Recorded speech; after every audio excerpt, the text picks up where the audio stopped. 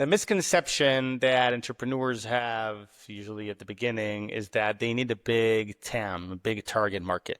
Okay. They don't.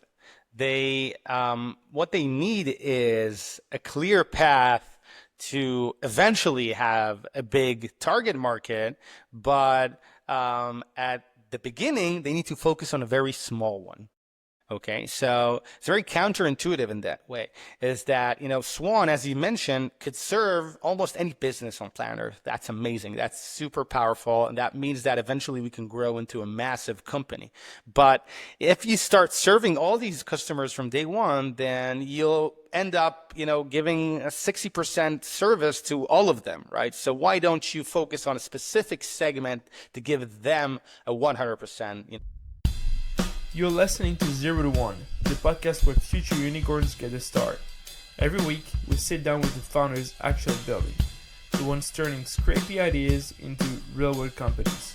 No fluff, no cliches, just raw insights, hard lessons, and the playbooks that VCs and top operators don't share publicly. We're your hosts, Jonathan, Matteo, and Gary, three friends obsessed with turning 0 into 1. Ready to build something legendary? Let's dive in.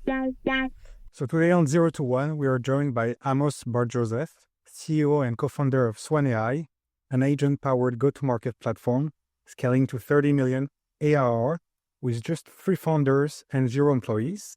A two-time founder and former KPMG advisor, Amos is pioneering a new GTM model where intelligent agents handle everything from outreach to meeting prep, so founders can focus on closing high-leverage deals, not managing teams.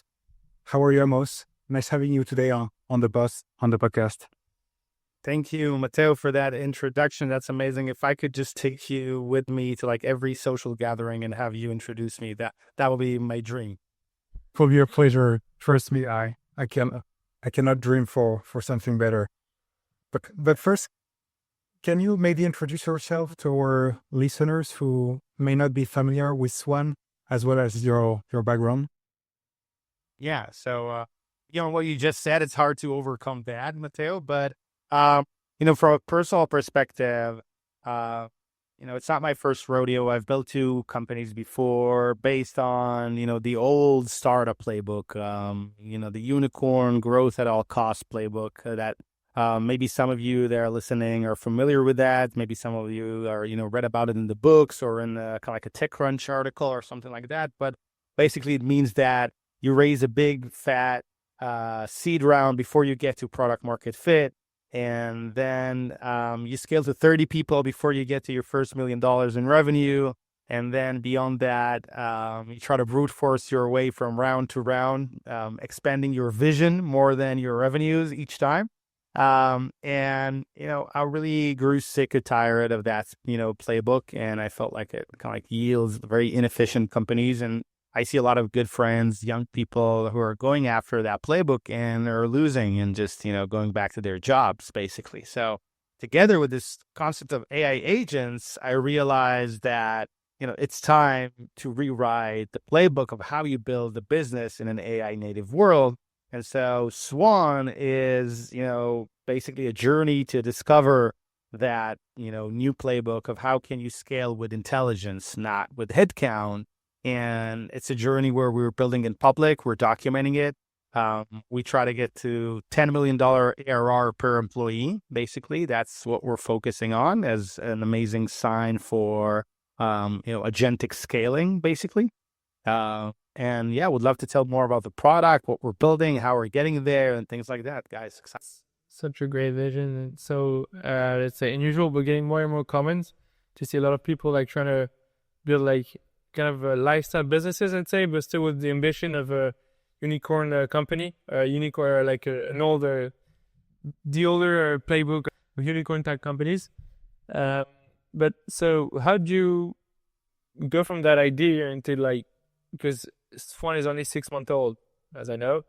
How did I start? How did I start with your founder, your co-founders? How did you say okay, we feel the tech is ready, and was it what was the momentum or the shift that made you say, okay, we're just gonna do it now? Why now and not in 2 years when the tech is maybe more ready, or I don't know? Yeah. So first of all, like quick context on what is Swan, what are we selling basically, and then how do we get there? So Swan, you can think of it as Lovable for go-to-market. For those who are familiar with Lovable, it's basically an AI go-to-market engineer.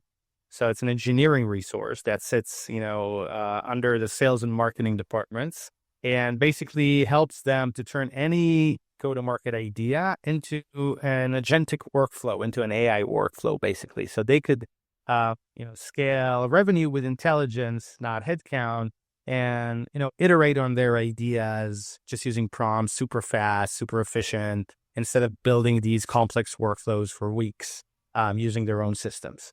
And we didn't start specifically there. It's not like that was crystal clear from day one. And, 99% of the great ideas that, amazing companies are built on are not, identical to the ideas that these founders start. And that was the same story of Swan. What we realize is that, there's an AI agent revolution that is coming to go to market. And we didn't know exactly how it's going to unfold. What we tried doing is, instead of, falling in love with a specific idea, building an MVP for that idea, and then taking that MVP, try to sell it, etc., and, take, a process that takes months over months to validate each idea. We actually reverse the funnel. That's how I believe that great companies should start, is that we started generating demand and selling first before we had a product. We actually offered services at the beginning, but we kind of like wrapped it under a product wrapper, basically. But it was like manual services that we offered. And that really enabled us to move super fast, because we were, if we sold something to a customer, like, a lead generation agent that could help them, just, generate leads, or a personalized email. So basic email agents that we thought could solve a specific challenge for them. We tried selling them. They bought it. We said, amazing, that's a good sign. Then let's try to deliver it in a services way, basically, without building a product. So we used no code automations, and we were actually, went over the results of the AI before sending it to the customer or things like that. It was also extremely manual, but we were able to iterate super fast until we realized, okay, Swan, this is something that people want to buy, and we can deliver in a scalable way. And that's how we kind of like, zoned in on that. Great. What convinced you that you should follow this playbook of first selling and then delivering, and building an MVP? Yeah. So today, the simplest thing to do is to build a product. The hardest thing to do is to sell a product. We're basically, the startup playbook, where it was invented, in the late 2000s, basically. And, Eric Rice wrote the book on MVP in 2009, approximately. And at that time, building tech was complex. And, it was designed with the fact that, instead of spending all that time in investing it in building the product, try to build an MVP, the smallest version you can actually build, and then go and sell it. But today, we're living in a world where, building a product is extremely easy, and it's just going to get easier and easier and easier with these no-code apps, etc. And the only thing that is constant, that is a zero-sum game, is attention. Basically, attention of the buyer is a scarce resource that you're fighting over. And so the more solutions out there in the market, the more people are fighting over attention of the buyer, the more the harder it gets to get them, basically. And so we realized that, starting with the MVP doesn't make sense, because that's the easy part to crack the MVP. What you need to first crack is the demand and sales. So if you're able to generate demand and you're able to sell to that demand a specific value proposition, you won. All you need is to develop the product. That's the easiest part of the equation. Mm-hmm. And about the demand, what was like? Can you walk us through your first AI agent, and what made you start, and what are the reasons that made you start with this AI agent, particularly this specific use Yeah. case? So actually, the way that we work here was a little bit different because uh, I was able to generate demand without a specific value proposition tied to it. So the way that you, Matteo, and Jonathan heard about Swan is not really from what we're selling. It's more about, the story of the autonomous business and the autonomous go-to-market organization. And basically, that story, that narrative helped me create demand in a consistent way. That demand came to Swan. And then I was able to say, what if we could sell you X? And they said, interesting, I would buy, or no, I won't buy that. Right. So first of all, when you're focused on that, you can just generate demand in a way that is not tied to your value proposition. So you can change value propositions without losing the demand, basically. And so that's how we went about it at Swan. We started from a very simple hypothesis that, SDR work is, very repetitive and cumbersome and requires a lot of resources, but it's also simple. And so an agent could actually replicate a lot of that work. But the thing is that, first of all, it was not a unique insight. And, if you're thinking of starting a company and you're an entrepreneur, you need to understand that if your insight is not extremely unique, then it's not worth a company to build upon, basically. So the thing is with insights is that the more common they are, the more means that, everyone could build this type of company. So why isn't there a company like that? And if it's new, it means that either a big company will just take that piece, or you will fight with hundreds of thousands of other players who are doing it. And you will just, get commoditized and lose. So you need to find a unique insight that you understand, only you encounter it because you have a very lucky coincidence. You were working at a specific place and you saw the future in some way, or you're spending your time in a very boring place where no one likes to actually spend their time. And you actually saw that for that specific boring space, they actually have a specific challenge. So you don't need to be the only person in the world, but you need to look at it from that point of view. Like, how unique is my insight that I'm actually trying to build a company on? And our first insight wasn't that unique. A lot of companies are trying to build like these AI SDR solutions. That's how we started. But what we realized pretty soon is that when you try to implement these AI agent solutions and go to market, it's very hard for the companies to adopt it because every company has their own unique uses, basically. And that company wants it a little bit like that, and that company wants it a little bit like that, etc. And what we realize is that the valuable piece here, it's not the AI SDR, it's the AI go-to-market engineer, that piece of software that could customize an AI agent to your specific needs. And it doesn't have to be an AI SDR. It could be a BDR, it could be an account executive, it could do a lot of different works, but what you really need is to take a piece of technology and customize it to your unique go-to-market motion. That was the unique insight that led us to build Swan and to explode on that, because not a lot of companies are iterating on building AI SDRs or are understanding the challenges of implementing AI SDRs, right? So that was kind of like a unique insight that we realized that is worth building a company on. And so Swan, to just sum up, is basically how you communicate with Swan is just like through natural language. So let's say I'm a user, I want to use Swan, I'm just gonna tell him, hey Swan, or hey Amos, it's Jonathan, and I just want to sell this service or this to or this product to this ICP, let's say. And so Swan is going to do all that go-to-market work of like finding the top of the funnel, the prospects, and sending him the emails, and then adding them to specific workflows. Or how's that going to work specifically? Close. So close, but not there enough. So Swan is a Slack app. It lives in Slack. You just added you added a coworker to your Slack organization, and you work with it in Slack.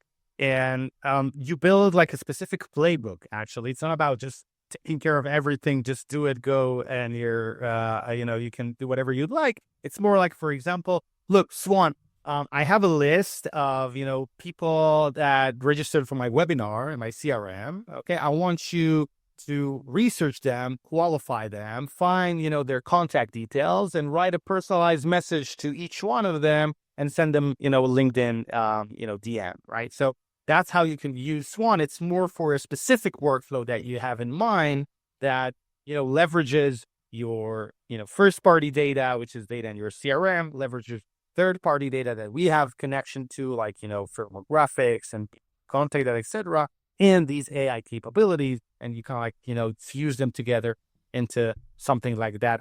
And more use cases could be every time that someone, requests a demo, qualify them, and route them to the right rep. If it's a VC, actually route it, send me a Slack DM. I'm the CEO. I want to hear about VCs, right? So it can be something simple as that as well. Well, how did you realize that, like, you should build that on top of Slack? Like, what was because from my experience, I don't know that much, like, applications that are built on top of Slack like this. Like, what was the unique insight that led you to build on top of Slack? Yeah. When you're building a new tool, you're trying to sell a company a new tool, you're fighting against, the inertia of their workflows. Okay. Like, they are accustomed to do something. That's how they work. And to tell them, wait, you should change the way you work and go to my app. That is a big ask, very, very big ask. And you should avoid that at every possible way that you can, is to change their workflow. You want to live at the beginning inside of their workflow.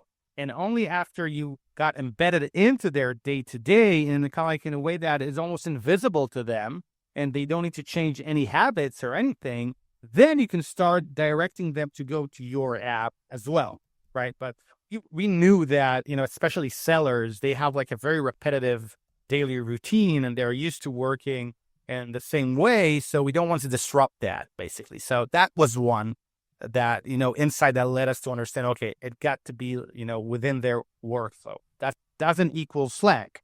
Why Slack? It's because we actually believe that Slack is the best place for AI agents to live because it's a conversational interface. And so it's already built. You get so many out-of-the-box features that you need for AI agents, the ability to communicate with the agent, to reply to a message, to a specific message, and, to get, maybe we're talking in a channel and I want to reply on a message that was kind of like previously in that conversation. So I can reply to that thread and we can pass that entire thread to the agent. You can have buttons within these messages as well. So these conversations are also interactive. So you get all of the capabilities that an agent need basically out of the box in Slack. And so it's only through Slack that your users can communicate. And how do you manage to make that first integration? So your first integration to build a product was just like, okay, let's just make it as simple as possible for your users and just like build it through Slack, or just like why not start with the email or something else? Because Slack is only, you're limiting yourself to only startups, because I think your product can be used also by tons of other companies and don't like, maybe they might be on Teams, on other Microsoft Teams or other IT environments. So why choose Slack specifically? Yeah. So the misconception that entrepreneurs have usually at the beginning is that they need a big TAM, big target market. Okay. They don't. What they need is a clear path to eventually have a big target market, but at the beginning, they need to focus on a very small one. Okay, so it's very counterintuitive in that way. Is that, Swan, as you mentioned, could serve almost any business on planet Earth. That's amazing. That's super powerful. And that means that eventually we can grow into a massive company. But if you start serving all these customers from day one, then you'll end up, giving a 60% service to all of them, right? So why don't you focus on a specific segment to give them a 100%, a 200% experience, an 11-star experience, basically. And so we're not only focusing on Slack at the beginning, we're actually focusing on companies that have HubSpots as a CRM in Slack. They're targeting the US and Europe in terms of like their target market. So they mainly are focused on that. So we tried narrowing down our target market as much as we can, basically, to the point that it makes sense that this type of segment requires a different value proposition. So we're working with small to medium businesses that work on HubSpot and Slack that are targeting North America and Europe. And, potentially we could say, let's work on enterprises that are using Teams and Salesforce that are targeting, EMEA, whatever. That will be a completely different segment that requires a very different type of, solution for them. So, what you need to look for basically is, how can I build the smallest piece of value that will give, the most impact on a specific segment. Just to go back to how do you build an agent workflow, let's say, because I understand for Swan, now let's say you had to build it and prioritize another agent use case. Let's say you're targeting now, because you said just sell your service first. Let's say I want to sell my products. I want to build AI agents for, let's say, insurance companies. They wouldn't pay for an external service. They would pay directly for tech. How do you, let's say, compete with that and to the fact that the market is like very specific in a certain way to build your agents so that you can, yeah. Yes. So I forget your question. I see marketing, sales, and product, they all have different roles, basically. The way that you market your solution, you're almost independent. And I see today a lot of companies that they're marketing saying that they're building an AI agent. Right? But if you ask their product won't say that it's really an AI agent. Their marketing, they're saying that's an AI agent. And sales can say a different thing.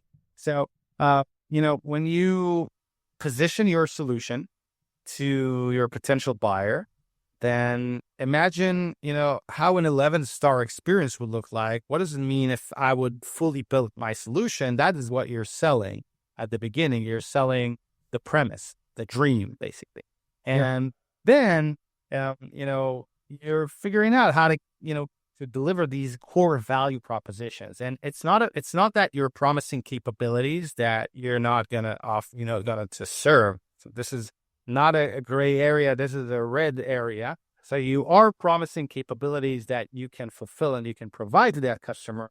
But when you, explain the positioning of your solution, you want to, dream big, and you want to say, that this is what you imagine it to be, basically. So you can call the same feature or the same value proposition. You can say that it's we're a service agency, or we're a workflow automation solution, or we're an AI automation solution, or we're an agentic solution, or you could just pick whatever you'd like, basically. It's the positioning that would fit your best. It's not like someone is holding a gun to your head and saying, show me, prove it to me.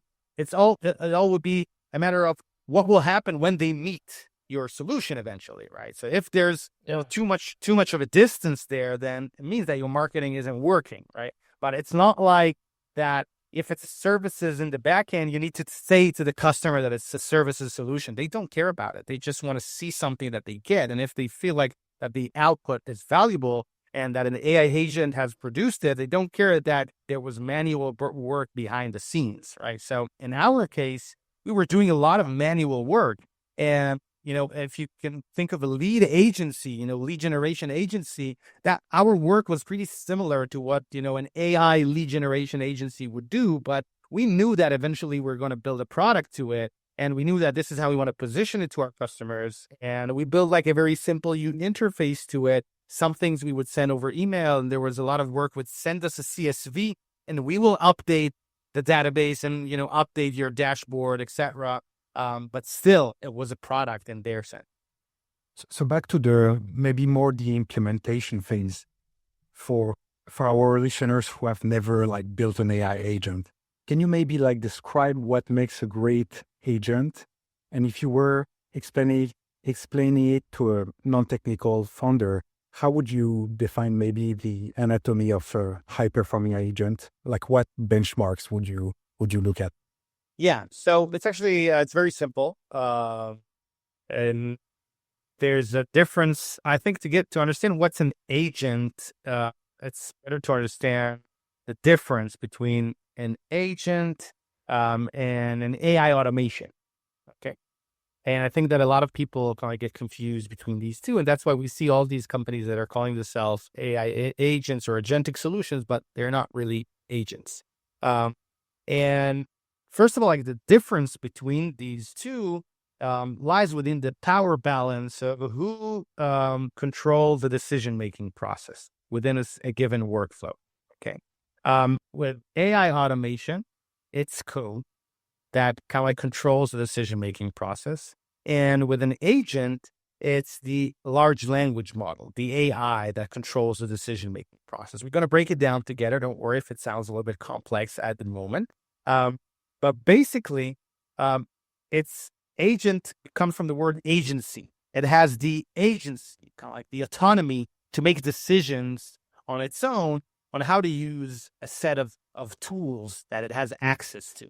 So if we take, for example, the process of finding great leads, okay, in like a B2B database, like Apollo, for example. So finding good leads and then personalizing a message to them and then sending out an email to them, right? So if this was an AI automation, it means that there is a software code that, every time that workflow starts, says, look, we need to bring leads from that database. That's the code telling us to do. And in that process, maybe there's an AI, prompt that will get the leads basically and say, yeah, these are qualified, these are not qualified.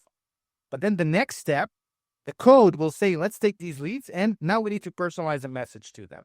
And so maybe there's an AI step there that would say, yeah, okay, that's how we personalize the lead, etc., and take it to the next step. That's predetermined every time, 100% of the times that this workflow will run, it will kind of like follow these steps because the code is telling it to follow these steps. When there is an AI agent, basically, there isn't any code that is involved in that decision making. There's a large language model. You explain in text to that large language model, you say, look, you have these three options. These are the three tools that you can use. You can find leads in a database. You can personalize a message to a lead, and you can put that lead in an email sequence. Now, I want you to use these tools in this particular order. That's how I would like you to use it, right? But if I would write something not really correct to the agent, then it might try to personalize a message before it finds the lead because it has the agency to do it.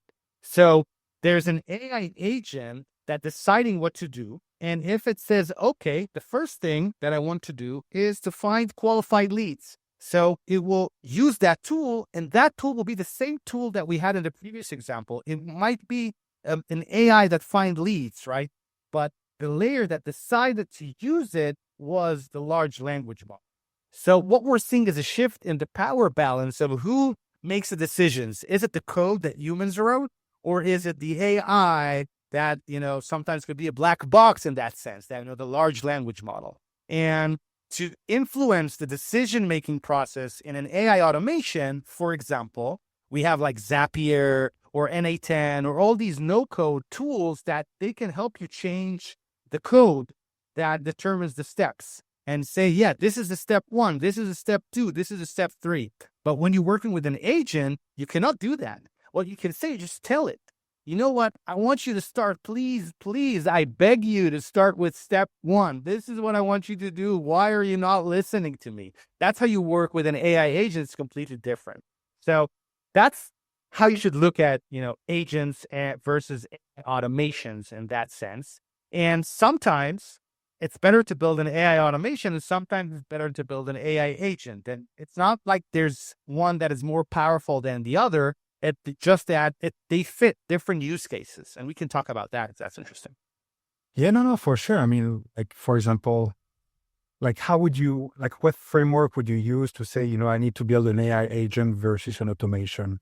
Yeah. So basically, if you have a process that is repeatable, and it's the same thing, that you have the same input basically, and you're expecting the same output always to be, then that's a very good use case for AI automation.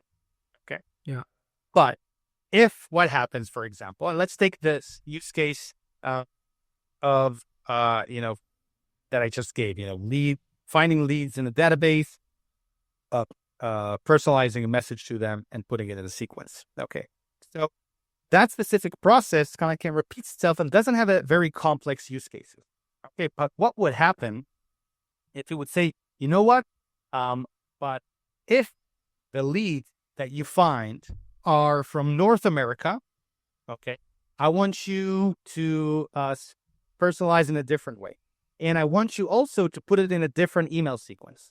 And if the leads that you find are from, South America, I want you to do X. And if the leads, and then if you have all these use cases, for example, and it's not the same input and output, you start to have variance and a lot of use cases that you want that AI to support, then what you will find yourself building with the AI automation is that these complex decision trees, if this then that, if this then that, if this then that, and you kind of like find yourself building a beast of, very complex logic conditions between each one of them. That means that you don't need a rule-based engine like AI automation. You need an intelligent agent that can just, you need to tell it what to do. And what would take, weeks and, 20 different branches in an AI automation with an agent could just, take you 2 minutes to say, yeah, you know what? If it's North America, this is what you want to do. If it's South Africa, this is what I want you to do. If it's this, you just write these 6 sentences and that's all you need basically to support this variance in use cases. Yeah. And so it's all about, what we call the repeatability, similarity, and the variance of these use cases that you want to support. So that's kind of like the main differentiator. And there's another way to look at it if you'd like, but that's a very powerful one that I really like.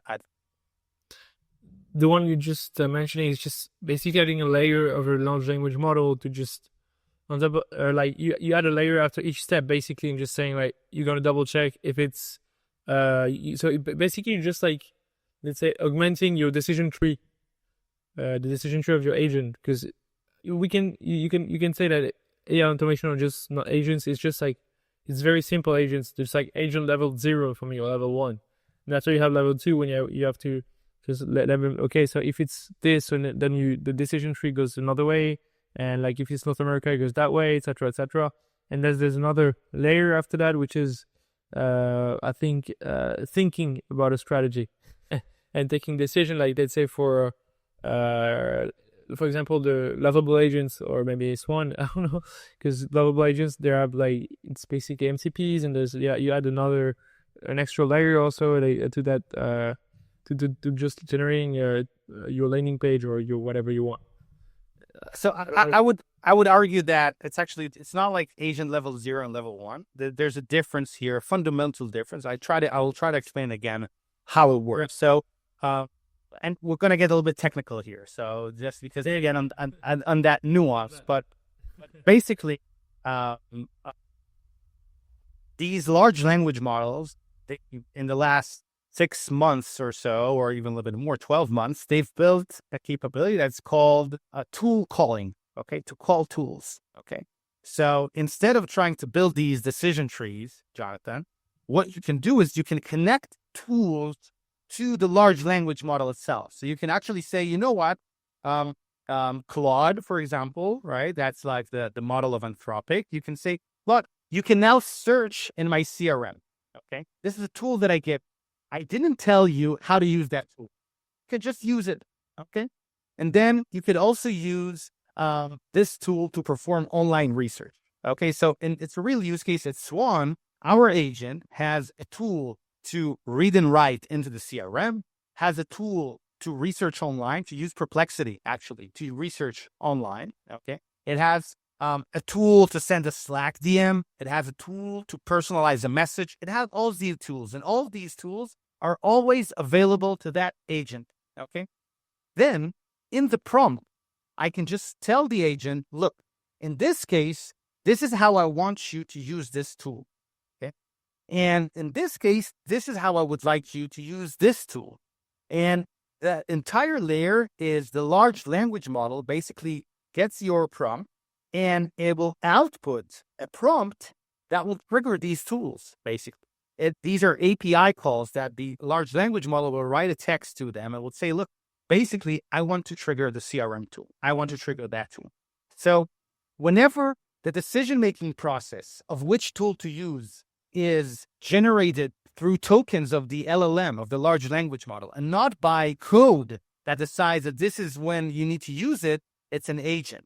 And in the example you gave, Jonathan, in the decision tree, when you add another AI step, so it means that 100% of the time, the code will always push it in the same direction. It will just push it sometimes to an AI to ask it, what do you think? But the next step will be the same next step because that's what the code decided. So it's a different architecture where all the logic of the decision-making process is pre-written in the code itself, right? But when you're building an agent, all the logic of the decision-making process is built into the prompt. Okay, so it's very much like logic-based from what I understood using the prompt you are making. So very interesting, but like I know we are short on time and you have like an amazing like GTM strategy. I wanted to talk to you about that. So I saw like you have 0 paid ads. How do you turn impression into qualified meetings and deals if you have 0 paid ads? How does that work exactly? Kind of go back a little bit to the earlier in the conversation. So, at Swan, we first iterated on the demand, right? Instead of just working on the product, we invested very heavily in creating a demand, creating audience to like what we want to talk about. And what really works for me specifically, and that's kind of like a very core aspect of the autonomous business methodology, is that we're not trying to take agents that will replace our work. We're actually trying to empower ourselves. So we tried looking at me as like, the solo go-to-market person in the team. How can we turn Amos into the 100x version of themselves by building AI agents around Amos specifically? And my passion is in storytelling and writing great content on LinkedIn that generates a lot of noise, basically. A lot of, I generate consistently over 1 million impressions every month. And so we realized we need to capitalize on that, basically. So how can we build an AI agent army around that? So the first thing we did is not like say, oh, it would be cool to do like that, or let's do X, or let's do Y. We didn't do that. We actually identified like, where's the biggest bottlenecks that I have right now, basically. And so the first bottleneck was that I spent so much time in writing these posts.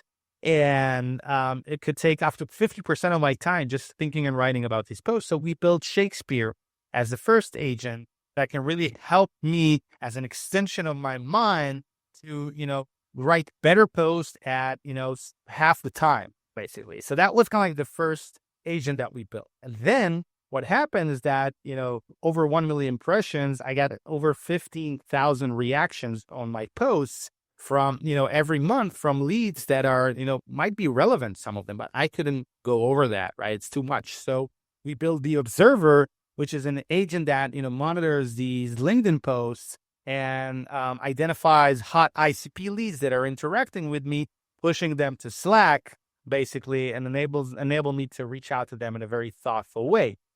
Then another bottleneck, unveiled itself where I got over 300 connection requests each day, right? So that's a lot of inbound traffic coming. So we said, wait, what can we do with that? We've built, the connector, which goes over these connection requests, filters non-relevant leads, and enable me to reach out to the hottest, leads that are, reaching out to me, basically. And after that, we saw, okay, there's so many traffic coming to our website, over 10,000 people every month coming to our website, but we're not converting most of them. So what can we do with all this anonymous website visitors? So we used Swan to build the hunter that, monitors all that website activity, de-anonymize the leads that are not converting so that we know who they are, qualifies them, and reaches out to them in a very personalized way so we can kind of like, recapture some of the traffic that didn't really convert.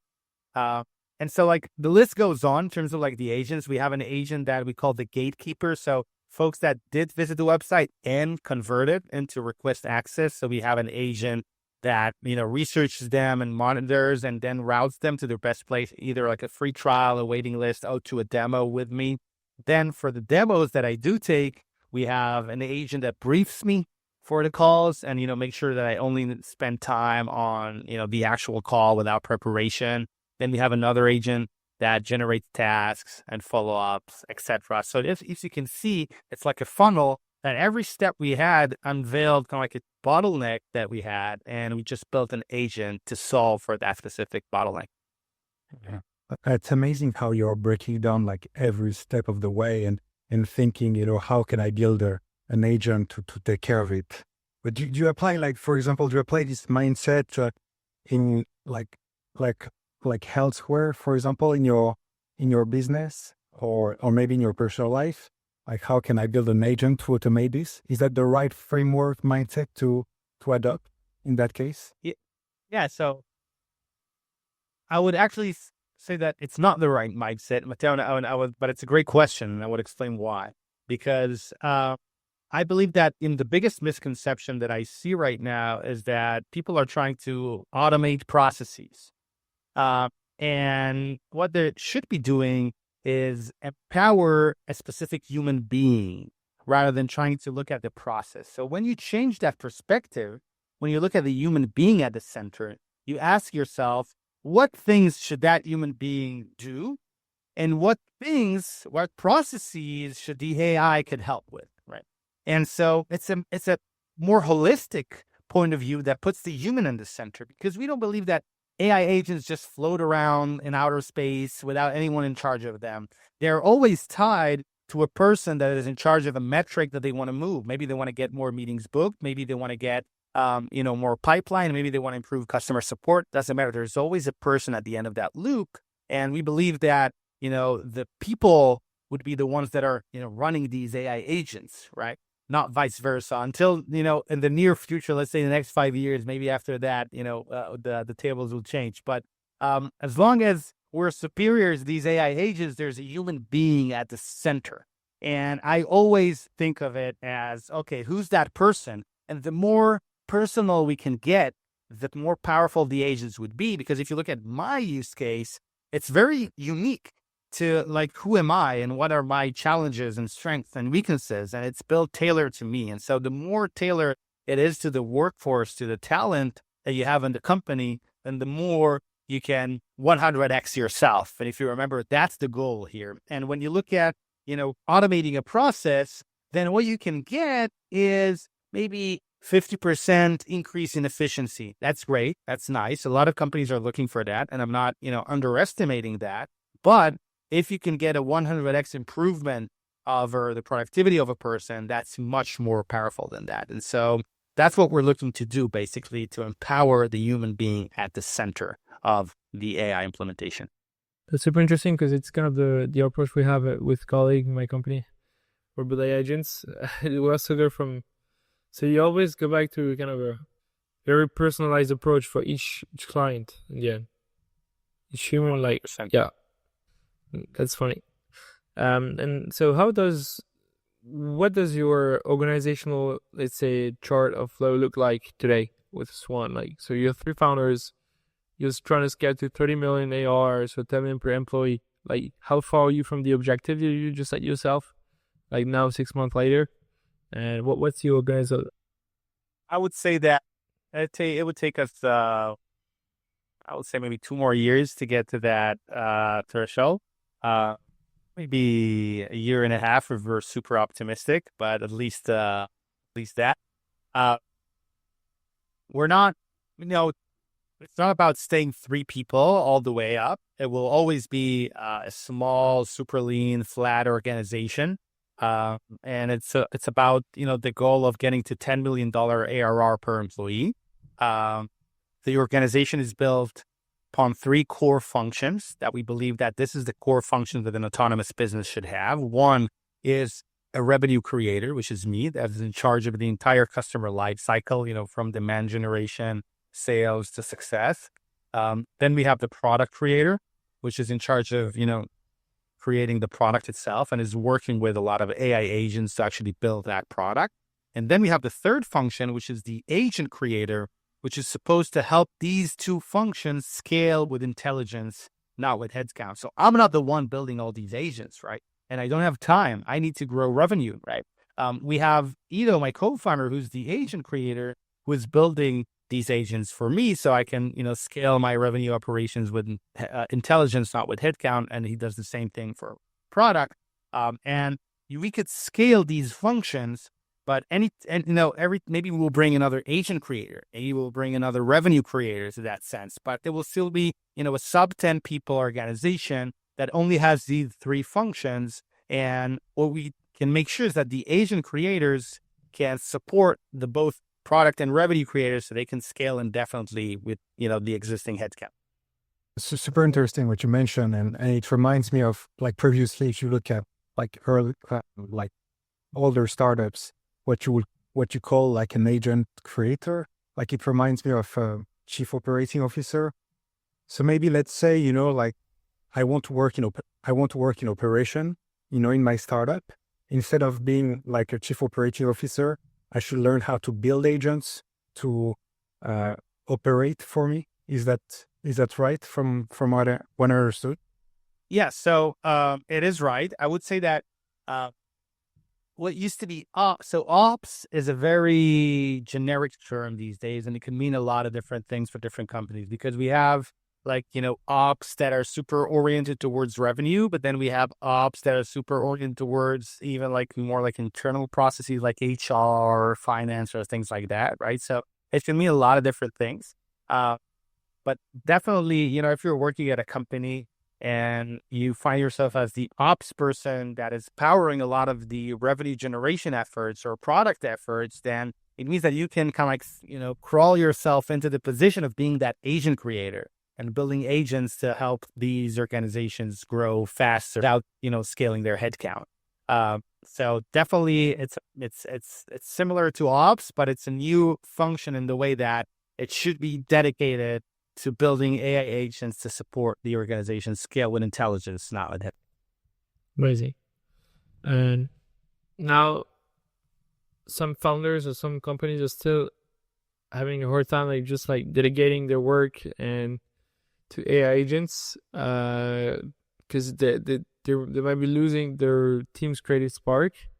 So how do you think about keeping the human magic while scaling intelligence? Because you said you're like fully booked on all the closing and the sales cycles. The other co-founder is fully booked and has no time for thinking other things than just building a product. And the other co-founder has nothing else, is fully booked on just maintaining and scaling the AI agents for the team. How do you find time and just to be more creative and think about the next steps of Swan and how to scale the company, that founder mindset? It's a great question, and maybe the biggest challenge of them all right now is time. Wish we would invented an agent that could give me more time. Doesn't exist. So managing time is crucial. I would say that a lot of CEOs, of startups are handling this issue as well, trying to prioritize your time as well. And it's never easy, especially if you're trying to scale that much with a 30-person team, but not necessarily that we have more on our plate than other teams out there. It's just because, when you hire people, they don't give you a break of your work. It's not like, when you hire a support team, then it means that you have more time for yourself. You just need to manage that support team right now, right? So it's my time just is being spent not on managerial efforts and hierarchies and bureaucracies and approvals. It's just more spent on execution. But you mentioned something super important here, Jonathan, that I would like to kind of, maybe give a closing note with it about how do you find time to be creative, right? And if you kind of look closely, the three functions within the autonomous business share one thing. They are all creators, okay? They're agent creator, revenue creator, and product. Why we chose these, this title carefully, because I believe that in an AI native world, the job of the human being is to create and to be creative. And that's what they spend most of their time. And when they have AI that can execute on everything, they spend their time at, creative tasks to create, net new from zero and, strategize. And so all of these functions are creators, and they spend most of their time doing creation. Super interesting. And it touches a very deep point about the role of human beings in 5 years or 30 years, 10 years from now. Like, what will we be doing? But it's a bit far, so we're not there. Just to wrap up, I know we are short on time. If you had like maybe one piece of advice to a young founder starting out on how to go from 0 to 1 in 2025, what would it be? Start a services company and try to sell something before you build it. And once you do, try to productize the service that you actually managed to sell. And that is an amazing formula to build a great business in the age of AI.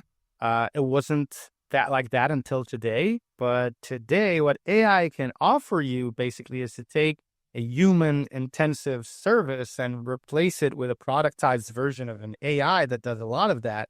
So just try to sell something that you build a service for. And if you manage to do that, you did like 90% of the work. That's cool. Now we have some quick questions to close up the episode. Just answer with the sharpest answer you can give us. So the most underrated founder skill today. Perseverance.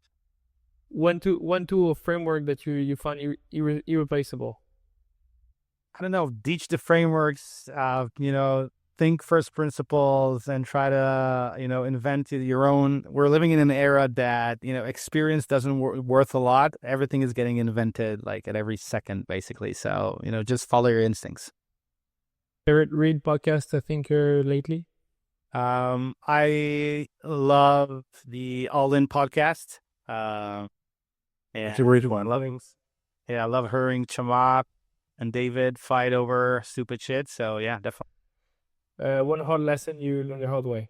Believe in yourself because no one else would if you don't. Advice to a 20-year-old founder in 2025? Question. The shortcut is sometimes the longest road. I agree with that one. Thank you. Agree with that one. No Thank you so much, Amos. It was great having you on the episode. That's it for this episode of 0 to 1. If this gave you an idea, an edge, or the courage to build, send it to your friend, founder, or your team. Follow us, subscribe, and drop us a DM if there's someone you want to hear next. Until then, keep building, keep shipping, and go from 0 to 1.